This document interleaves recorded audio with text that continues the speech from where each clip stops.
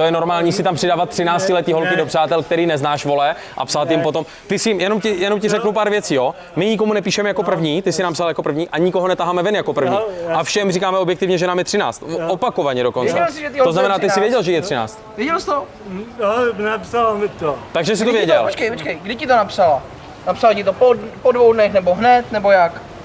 Nekontroluj ten telefon. Kontrolovat, my dobře víme, že jsem ti to napsala hned. Jo. Jo? To víš? No tak to víš. Tak co jsi nás chtěl učit?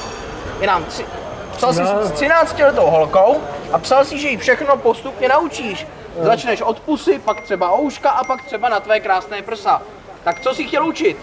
No, chtěl jsem jí dát pusu a takže jsem viděl víc jako žádný větší záměr v tom nebyl. Ne.